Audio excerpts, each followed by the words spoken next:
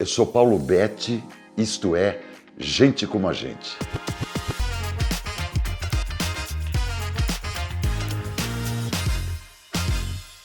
Eu sempre fui um anotador compulsivo.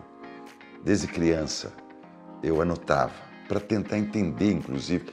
Claro, eu não sabia disso, mas serviu como isso. Uma forma de esclarecer para mim mesmo o que estava acontecendo.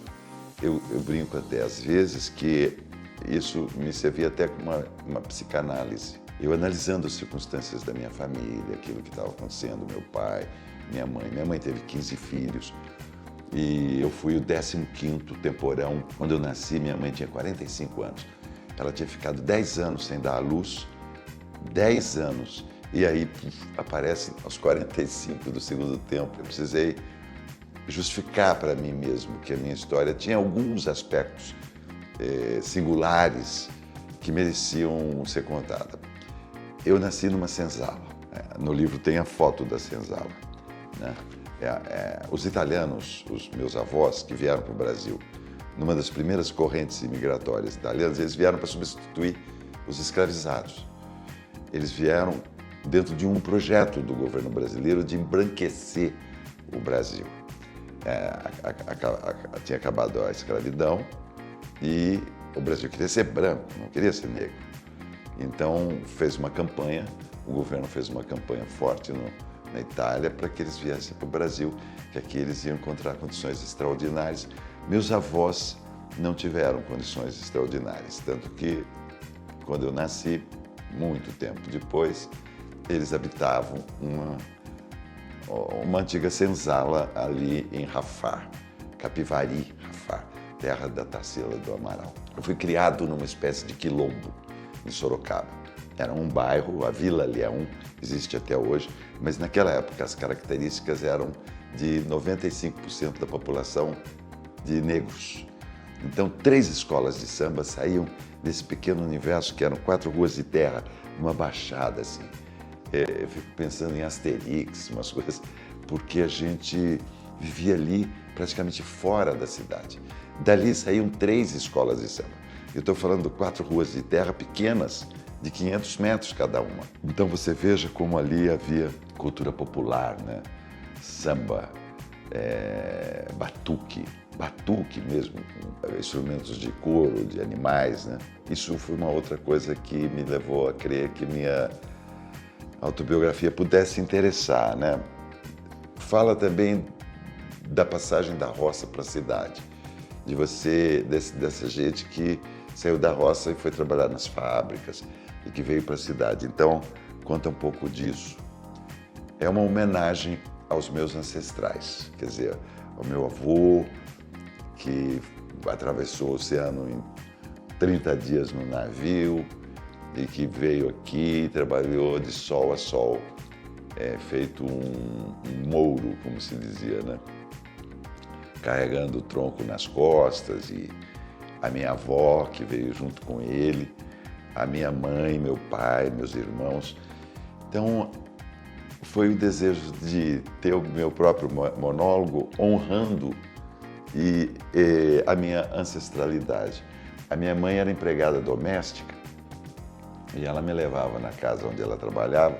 Eu tinha 5 anos e ali minha mãe conseguiu me encaixar numa creche de tempo integral, numa escola pública estadual. Quer dizer, os próprios professores tinham feito essa creche para os seus filhos. E minha mãe conseguiu me encaixar nessa creche. Isso foi a salvação da minha vida. Porque a partir daí eu passei a entender como que era escovar os dentes, como que era comer. Era uma creche, devia ter um balanceamento alimentar, o que fez que tivesse um bom desenvolvimento também social. Depois disso eu já fui direto para um primário também, dentro dessa mesma escola. Depois eu fui para um preparatório, depois eu fui para um ginásio industrial. Aí eu fiquei 5 anos, porque eu repeti num ginásio industrial, aprendendo noções de eletricidade, de madeira, de coisas assim, que eu acho essenciais a gente entender. Isso me ajudou muito na minha carreira como ator, como diretor. entender o trabalho do cara que faz a iluminação, o eletricista, como que usa uma chave de fenda, o serrote, o martelo, o prumo, o nível. Quer dizer, eu sempre fui muito atento para isso.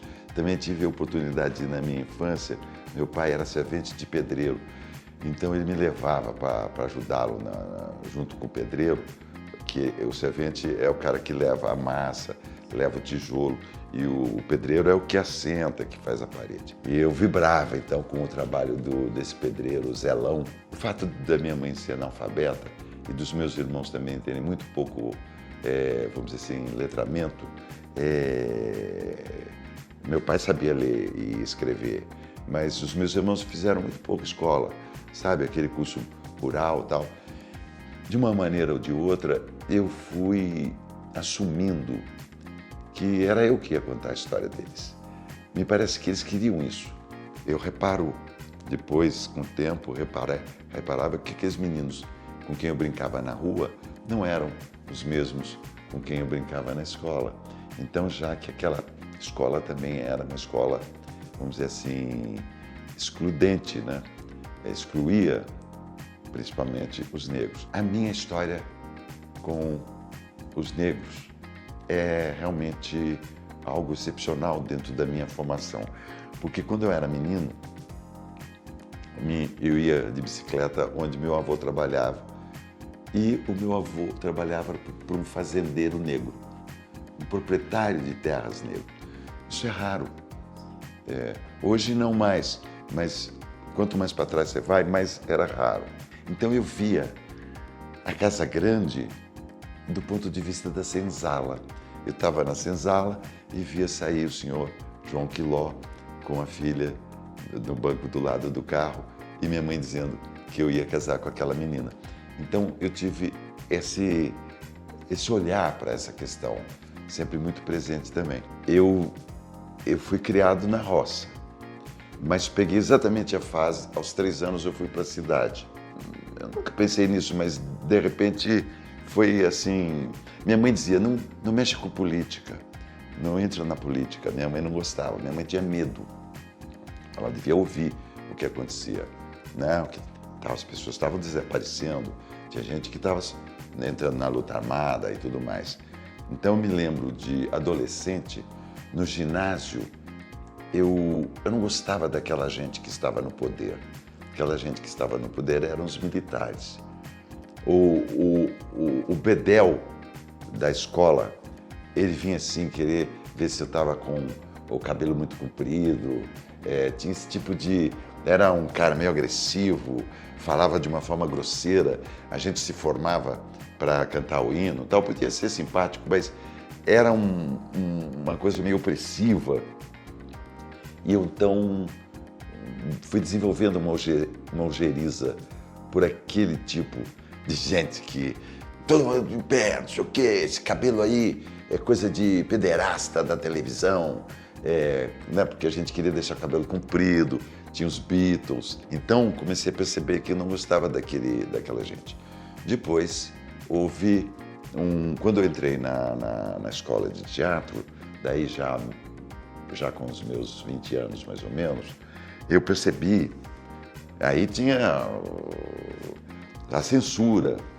Para você fazer uma peça, você tinha que submeter a peça à censura.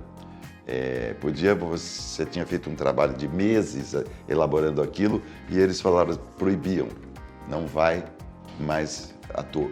Tem prejuízos, decepções e tudo que nós sabíamos que estava acontecendo de mortes, desaparecimentos, da violência, né, que estava do regime militar naquele momento. Dentro desse contexto, sendo de onde eu vim, os meus avós lavradores, não tinha muito para onde me encaminhar, a não ser por uma compreensão de vida de esquerda, do Estado exercer uma proteção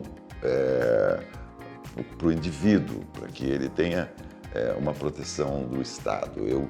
Eu precisava que minha mãe tivesse aposentadoria do Fundo Rural. Eu me lembro que meu pai e minha mãe se aposentaram no Fundo Rural. Foi uma dificuldade conseguir que os fazendeiros assinassem aqueles termos para que eles tivessem uma aposentadoria de um salário mínimo na época, né? Então, isso acho que foi criando uma conscientização aí, e aí apareceu o PT. Aí eu comecei a frequentar essas reuniões onde tinha pessoas de nível incrível, e conheci Florestan Fernandes no PT, eu conheci Antônio Cândido, eu conheci Apolônio de Carvalho. O seu Apolônio de Carvalho tinha lutado na Guerra Civil Espanhola. Então, era realmente bacana pensar que haveria um partido que representaria, então, os mais desfavorecidos, né? E até hoje, com altos e baixos e com momentos críticos, e eu também faço críticas às vezes, atitudes, enfim, mas me sinto bem representado pelo PT. Acho que paga um preço, né? Tudo você paga um preço. Não tem nada de graça. Evidentemente que no Brasil, vamos dizer assim, tem muita gente que gosta muito de mim mesmo, que me respeita, mas tem muita gente que não gosta porque eu estou em posição ideológica contrária a dessa pessoa. Então eu percebo que talvez isso me limite de alguma maneira, vamos dizer assim, também não sei, para fazer comerciais talvez, ou coisas assim, talvez possa atrapalhar. A gente paga um preço. Não vou dizendo que preço é esse, porque eu trabalhei sem parar, eu trabalho sem parar. Às vezes tem uma cidade que não quer a minha peça, que a gente oferece, o patrocinador quer que a gente faça nessa cidade. Aí negam. Agora, faz parte, né? É uma escolha, né? Quer dizer, o prefeito de algum lugar que não vai... Eu estou, vamos dizer assim, contrariando o interesse dele, né? Nessa última campanha eleitoral, eu achei que era tão importante essa campanha, porque estaríamos elegendo vereadores e prefeitos, que eu fiz 400 chamadas de vídeo. Eu fiz para 400 candidatos e candidatas diferentes, desde que fossem progressistas, desde que tivessem compromisso com o meio ambiente e tal. Eu fiz falando o nome dessa pessoa, falando o número e o nome da cidade e dizendo, olha, pelo meio ambiente, vamos votar, né? Então isso tem preço também, né? Quer dizer, fora o trabalho que me deu para fazer, tem estar de um lado. Não consigo ser diferente.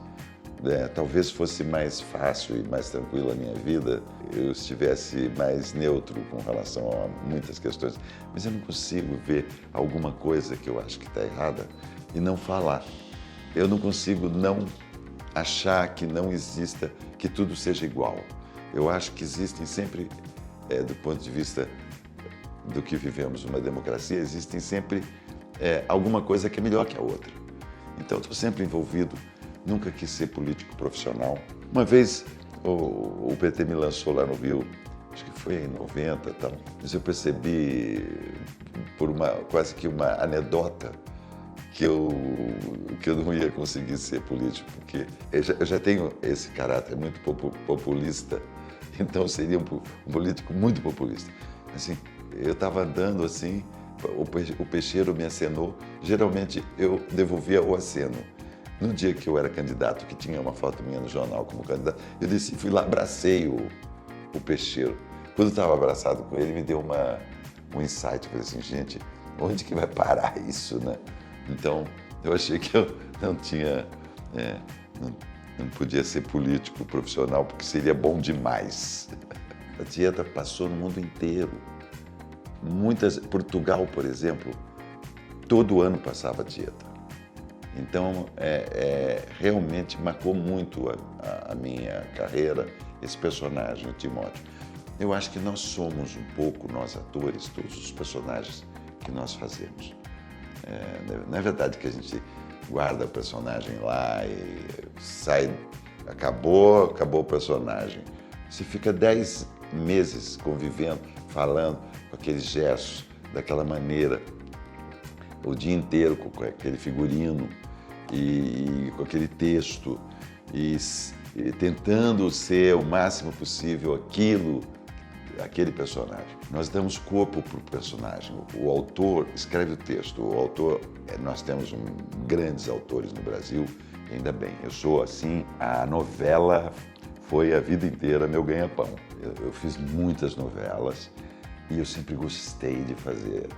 Sempre gostei de estar com as pessoas nos camarins, das conversas, de estar encarando os personagens, de estar vivendo aqueles personagens, criando trejeitos para aqueles personagens. O seu olhar, ele faz com que eu seja aquilo que você vê. Então você pode me ver como Timóteo. Então eu sou Timóteo. Eu devo ter feito diversas expressões agora que te lembraram o Timóteo. Então eu sou o Timóteo. E assim, outros personagens, né, que você me viu fazendo. Théo Pereira também, querido. Só que não cheguei aos termos finais.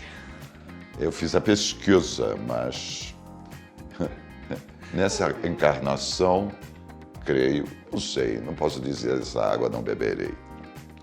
Não, eu acho que são personagens e você, entendendo-os dentro do contexto que ele está inserido, então daí você percebe que né, o cara fazer só o bonzinho ou o cara correto, nós somos cheios de imperfeições, então, mas não tenho nenhum que eu não deseje fazer. Eu tenho uma relação muito boa com a novela, né? Conforme eu te disse. A cada momento, aquela equipe que se forma, que fica 10 meses junto. Antes eu tinha feito Órfãos da Terra, uma novela anterior que eu fazia par com a Eliane e vivemos um momento difícil, perdemos um neto nesse momento que a gente estava atuando e ao mesmo tempo vivendo esse drama familiar, né? Então é sempre muito bom e hoje eu já fui mais invocado,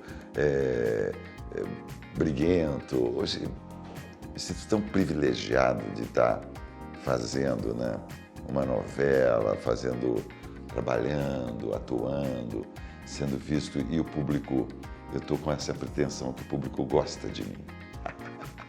Modestamente falando, né? Com exceção daqueles haters, né? Que são assíduos, mas são grande minoria. Eu creio que tem aí uns 20% aí que fala assim, não gosto dele, mas mesmo assim acho ele ótimo. Muita gente me fala isso. Apesar das suas posições, eu gosto muito do seu trabalho de ator. Obrigado. Eu tive a sorte, eu e Eliane, nos encontramos no teatro, assim, com 18 anos, a gente se encontrou no teatro, jovens, idealistas, e tive a sorte de vir para São Paulo, essa grande viagem que é Sorocaba, São Paulo, mais parecido, né? Eu tive a sorte de estar acompanhado, né? De ter uma companheira, né? Tivemos uma relação de 25 anos, né? Bíblico, né? Um casamento bíblico, né? Então eu tive essa sorte de ter conhecido a Eliane aí. Eu estava separado da Eliane e conheci a Maria. E tem um filho lindo com a Maria. Foi também uma coisa muito, muito bacana. O que eu fico feliz é de poder manter esses relacionamentos assim ainda num grau de saudabilidade, entendeu? Que a gente conversa, deseja o bem um do outro. Eu pensei hoje que eu tive 5 relações mais longas. Mana Rodrigues, Mana Bernardes, a Mariana Melgaço, querida, a Maria Eliane e agora a Dadá. Aí lá no Piauí, uma mulher muito simpática, divertida, falou assim, 5 casamentos em Paulo. Você devia tentar com homem, porque com mulher você viu que não dá certo. É engraçado, né? Mas eu acho que tudo deu certo, sim. Olha, pode ser, ela cobra isso, gozado, né? Ela cobra, mas ela ao mesmo tempo ela dá uma desculpa dizendo que não, porque eu não quero virar Paulo Coelho, né? Eu sempre tive o pé no chão, né? Eu sempre fui obrigado por exemplo, eu não podia ser um jovem extraviado, digamos, ou complicar a vida dos meus pais. Eu sempre achei que eu tinha que ajudar eles a passar pelas situações que eles estavam passando. Não podia ser revoltado, me revoltar contra os meus pais, não sei o quê. Não, eu tinha que ser colaborativo com eles. Eu percebia as dificuldades que eles tinham. Não sei, eu acho que eu adquiri algum olhar para o outro, prestar atenção um pouquinho no que o outro está querendo, no que o outro é, para onde, né? Nessa minha, vamos dizer, luta aí, militância, né, que eu tenho, tem muito isso, quer dizer, o desejo de pensar na minha gente, as pessoas, na escola, na importância da escola. Acho que é o que todo mundo quer, né? É o que todo mundo acha importante, né? Que a gente faça tudo o que nós podemos ser, sejamos tudo o que possamos ser. Se a gente for intenso e as coisas acabam se resolvendo. Eu tinha um professor de teatro que falava, não se poupe, não se poupe. Eu acho que é isso. Eu fico pensando, quando eu comecei a vir para São Paulo, eu entrava às 8 horas na indústria Votorantim, no escritório lá na Praça Ramos, saía às 6 da tarde, pegava o busão, ia até a cidade universitária, 1h30 de ônibus. Aí lá eu fazia o meu curso noturno e no outro dia era tudo a mesma coisa. Eu acho que isso entranhou em mim de uma forma muito forte. O batente, sempre correndo atrás para pagar os boletos, né? Conforme diz a Dadá, né? Não tem como, né? Porque as coisas acontecem sem que a gente tenha controle. Eu tive muita sorte. Eu acho que eu fui abençoado. Fui abençoado por diversas circunstâncias. O Nelson Rodrigues dizia que se você não tiver sorte, você não consegue nem atravessar a rua para comprar um picolé do outro lado. Vem um carro, te atropela. Eu tive sorte de me verem, de sobreviver, né? Já logo do parto, foi 3 dias de parto. Meu parto foi tumultuado. E minhas irmãs me protegeram, meus irmãos. Tive sorte de ter um contexto familiar sofrido, mas muito amoroso. Meus pais eram pessoas muito amorosas. Meu pai e minha mãe se amavam, né? Ele tinha problemas psiquiátricos, ela nunca o abandonou. Eu vi essa gente junto, né? Meus irmãos também. Tive muita sorte, então eu não sei, eu não mudaria muita coisa, não. Eu não mudaria, mesmo porque eu sou meio prático, né? Eu sei que não dá, né, para mudar, né?